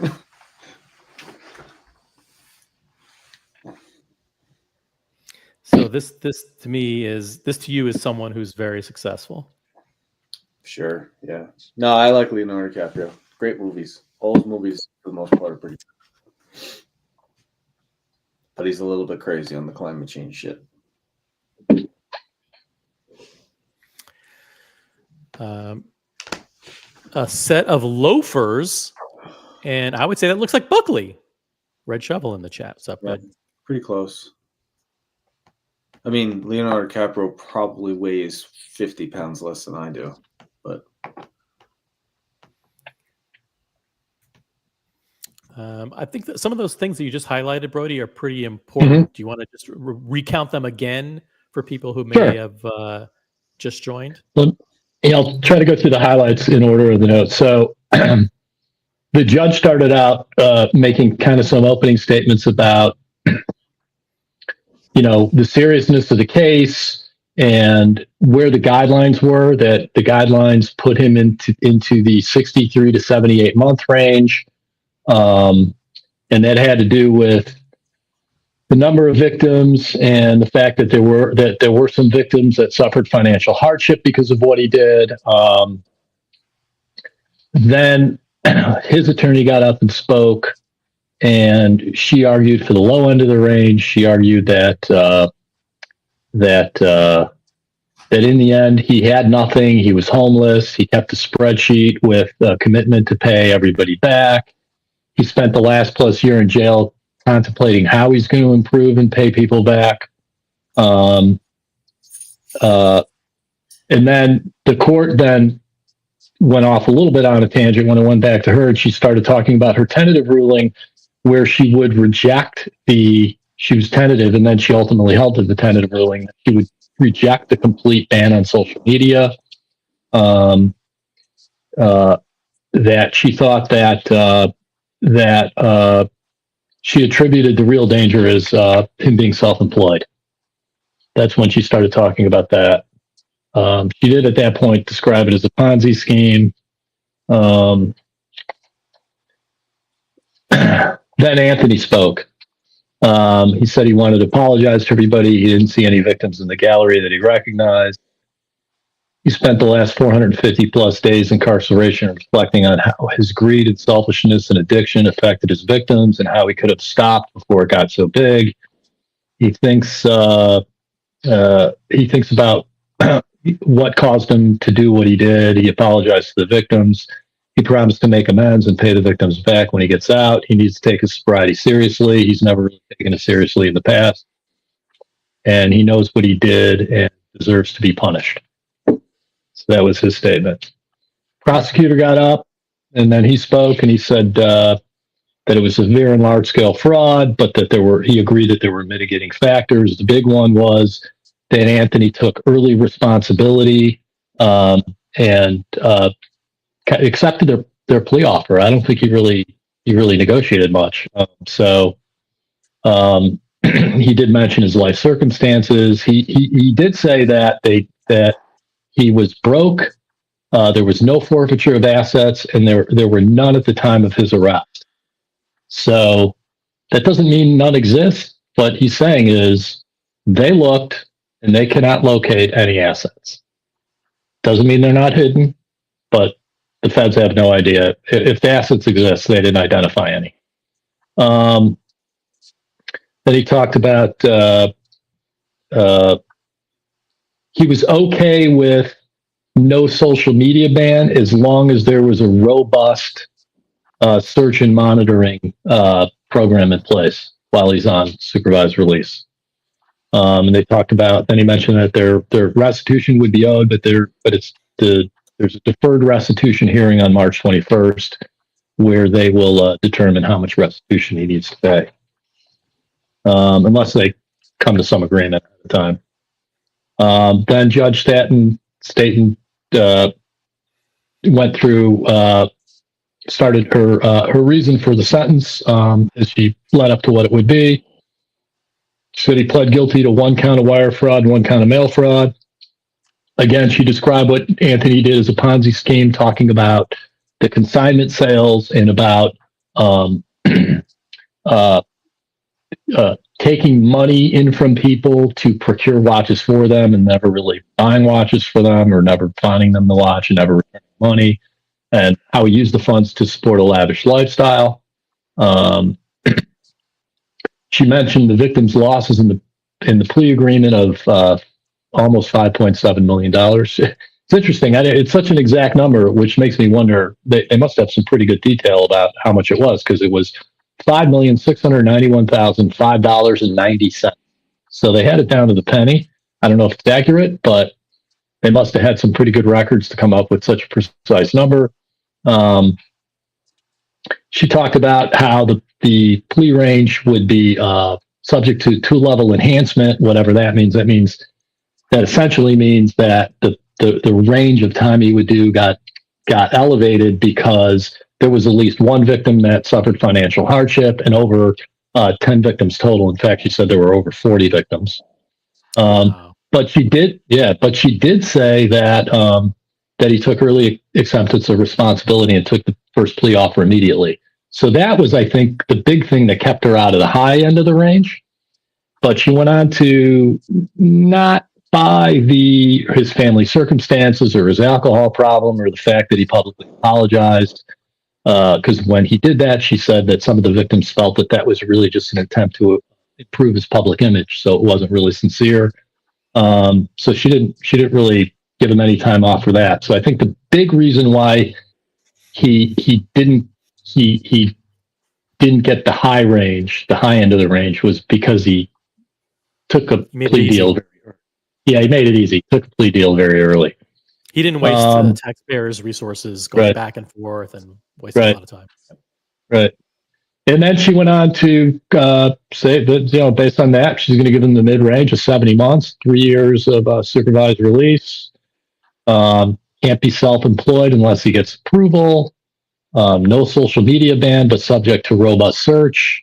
He's got to identify all his devices. He has to provide his parole officer a list of all his accounts and all his passwords and user IDs so they could check him anytime. She mentioned the deferred restitution hearing again. subject to drug testing, outpatient substance for substance abuse and alcohol, and then 6 months in a rehab facility program. No gambling. All, by the way, stuff that he has to pay for, she said. So when it comes to whatever the restitution number is, he's going to be required to pay 10% of his monthly gross income. While he's in prison, he has to pay $25 a quarter toward his restitution. So every 3 months, he's got to pay $25. She hit him with a $200. The only fine he got was some sort of basic $200 fine he's got to pay while he's in prison. Again, he's got to pay $25 a quarter toward that. And then finally, he requested, and the judge agreed to recommend that he be designated to the federal facility in Inglewood, Colorado, so he could be closer to his son. My understanding is that facility is about a mile south of Denver. That was it. There you go. Well, amazing reporting. I don't want to reveal your profession, but let's just say you're highly educated and positioned to, again, take copious notes about things that only the smartest people could understand and digest and share with us. Thank you very much. No problem. It was interesting. It was quiet in there.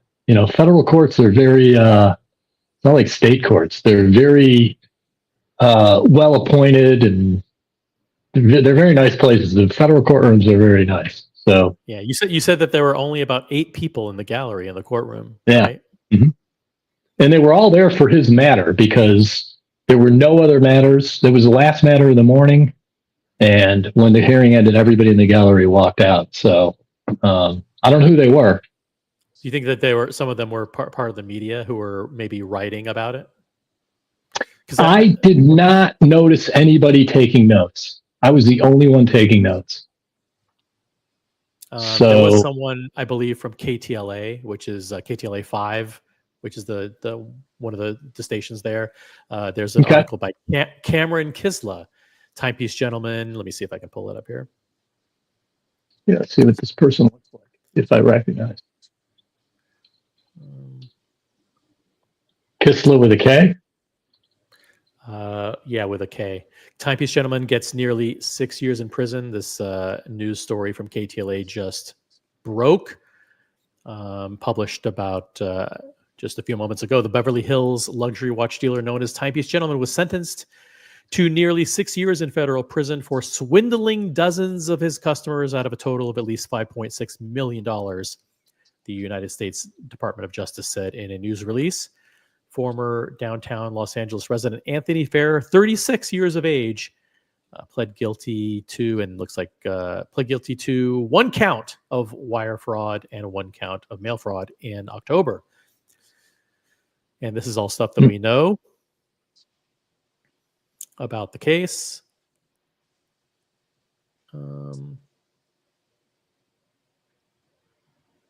Yep.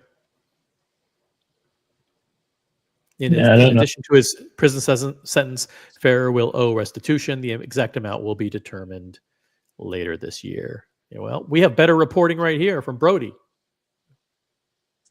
Hey, I took notes.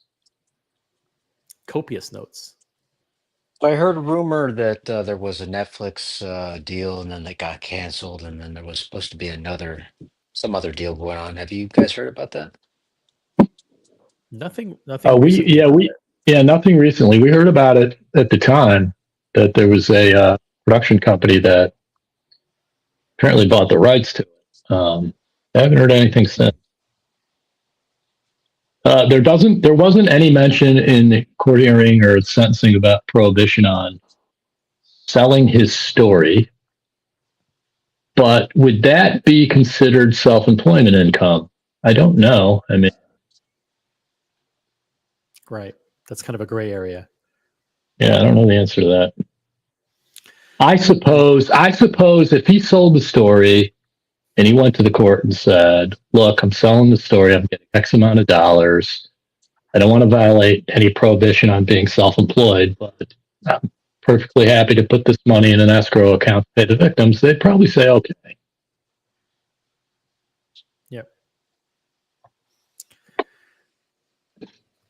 Muhammad Ali, 5-pound highlighted comment. Thank you very much, Muhammad. Great job, Brody, for being our man on the scene. Certainly. I mean, I don't know what you had planned for Friday, but I remember yesterday we were on a call and Brody said, "Listen, I'm going to go to this thing," and they changed the time from 8:30 a.m. to I think 10. Was it 10:30 a.m.? They modified the chat. Then it 10:30. worked out perfect for you. You rolled in there, no problems parking. You went through security and sat down. You didn't recognize anybody in the gallery. No. Anthony came out. He was wearing a jumpsuit and brown hair tied with him. Here's a picture of Anthony in the courthouse here. Pull it up. We have an Anthony's picture in the courthouse here. There you go. That is a very good. That is he's doppelganging. If he had the white jumpsuit on and no sunglasses, that would be it, man. He would have nailed the look. So, yeah, I mean, if you want to jump on the panel or ask questions in the chat, we're here for you. Guys, we had someone in the courtroom with Anthony Farrer when he was sentenced to 5 years, 10 months in prison. If you have questions for Brody, drop them in the chat. We will try to get to them. But let's go. We're going to set a time limit. Time limit of 10 minutes. We'll go for another 10 minutes because we've covered everything exhaustively. We've actually covered all of the victims' impact statements. We had someone in the courtroom who recounted everything that went on. Just if you're just joining us, go back to the beginning of the live stream and watch from the beginning. 82 people watching. This is the original OC channel. Upvote the live stream, guys. Thumbs up on the live stream. But even more important than that, make sure if you're new to the channel that you're subscribed. You have notifications set to all. We do Watch Talk here. So if you're here for something other than Watch Talk, you probably won't find the channel that much fun, to be honest. Netflix. Brody, go ahead. No, go ahead. No, you go ahead. Question for you, Brody. I don't know if you might have said this already. What was his reaction? Does his demeanor change at all upon hearing the sentence? No.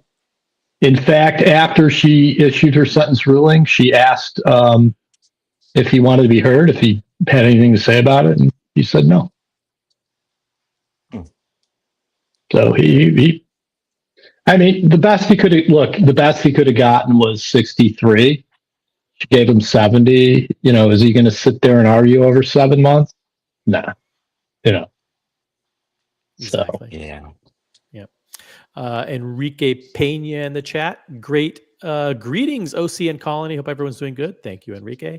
And Skip Intro says Netflix hasn't had a good scam story in a while. Yeah, we need a new scam story. This is one with Mark Wahlberg playing the starring role. Any questions? Any other questions or comments from the chat? The link to join the panel is pinned. It's going to do the 5-minute warning because I want to be respectful of Brody's time. It is a Friday afternoon. There is something that I want to do. Sorry about this, but we do have a campaign that's running right now with in partnership with the Best Friends Animal Society. As a result of the LA wildfires, it's a tremendous amount of people in temporary housing, people who are in short-term housing and hotels who aren't able to take care of their pets, their dogs and cats. So we are doing something very, very special to support that effort. I'm going to drop the link.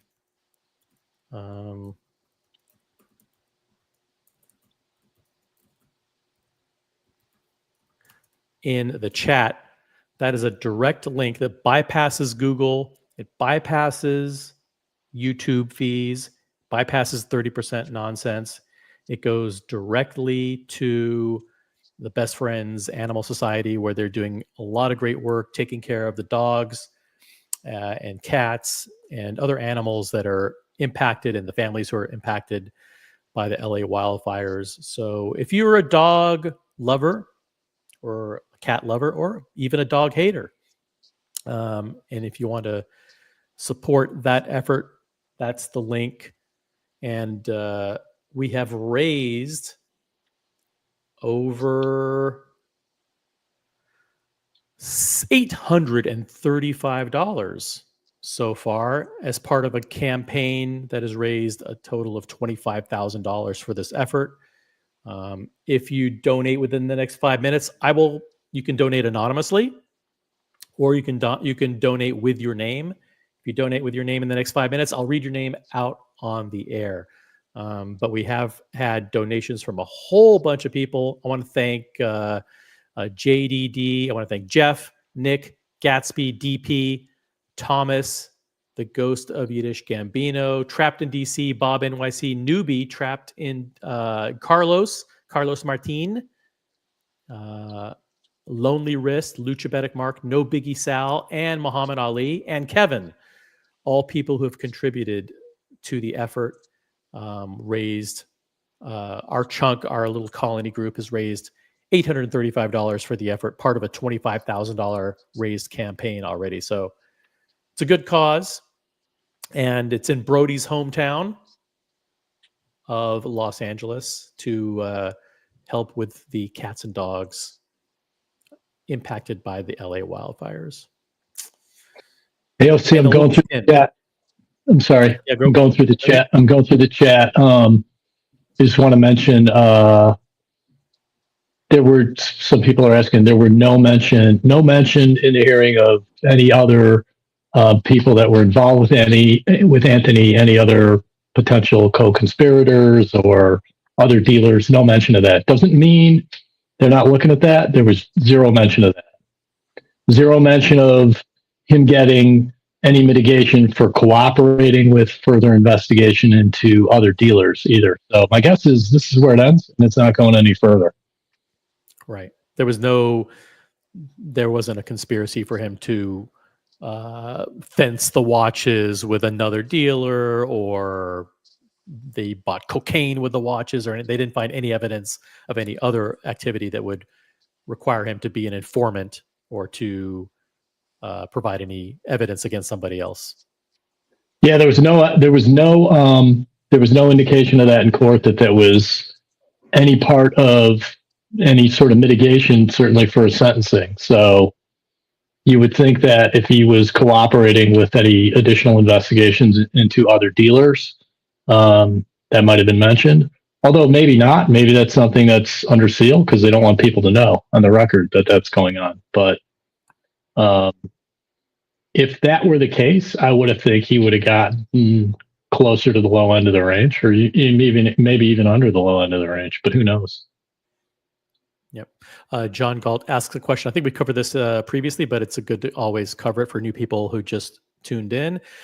In a federal court conviction, do you serve 100% of the sentence, or can you get out sooner? And by the way, is your sentence reduced for time served? Yes. You do 85% for sure. There's certain ways to get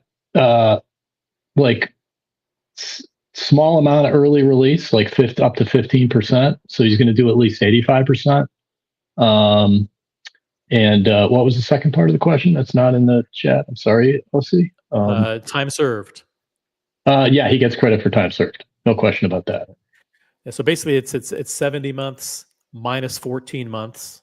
Times 85. So theoretically, you could be out in 2028.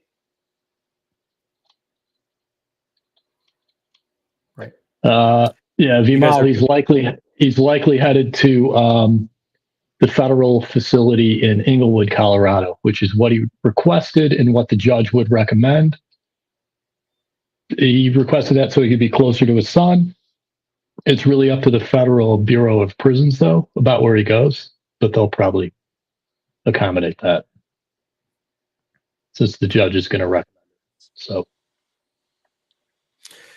shout out to Q, who's in the chat. Q, we miss you, man. 3 years, not bad. It's like probably closer to 4 years, but it's still time in the pen. Time in the pen. Good to see you, Q. Hope you're doing well. I'll reach out to you soon. I do want to check out your new place. How short is he in person, Brody? Don't know. He was sitting down. And honestly, I didn't, when court ended, I didn't pay attention to him standing up and leaving. I walked out. I didn't wait for him to get up and leave. So I didn't notice it because he was sitting the whole time I was there.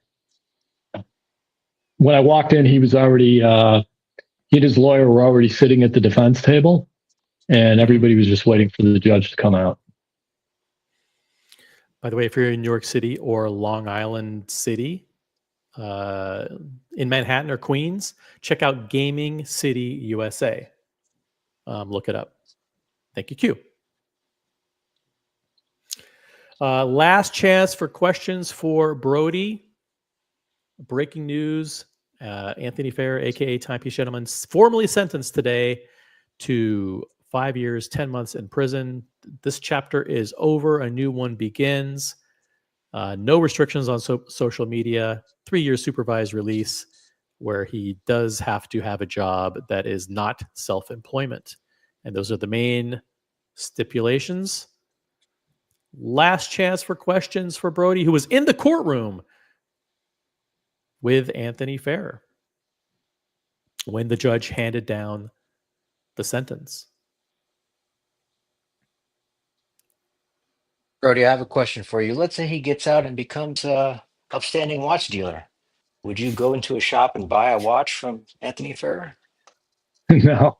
No. All right. Well, who's going to hire him in the first place? He can't do it he can't be self-employed. I mean, who's going to hire him? Exactly. So, no. Doc Mick says that Englewood facility looks pretty nice, and it's right next to a golf course. The reasoning for requesting that particular facility, Brody, is he said he wanted to be close to his son. Correct? Correct. Yep. Yep. Skip Intro says, thank you for the coverage. And you know what? No problem. We're here to serve. Breaking news. We covered it all. If you just joined, go back to the beginning, watch from the start. I want to thank every single person for all of your great comments and your highlighted comments, super chats, memberships, and all that good stuff. Is there a colony tonight? Maybe. I don't know. I'm feeling a little bit of a sore throat, so I might not be able to. I've been talking for 2 hours pretty much nonstop, so I'll have to rest and see if it's possible. But make sure you are subscribed to the Watch Colony channel too. Thanks, Brody, for your incredible coverage in the courtroom and post-courtroom analysis of everything. Really, really appreciate it. Last comment of the day is from Vimal. It is a flamingo blue highlighted comment. $2 Canadian. Thank you, Brody. Can he be a preacher? I suppose he can. He can't, as long as he's not a self-employed preacher, he can be a preacher. Anything's possible. It'd be a life coach. He can be a personal. He can be the next whatever. But thanks everybody for tuning in. We'll catch you on the next one. Peace out. Thanks everybody. Have a great, amazing Friday and terrific weekend. Peace out.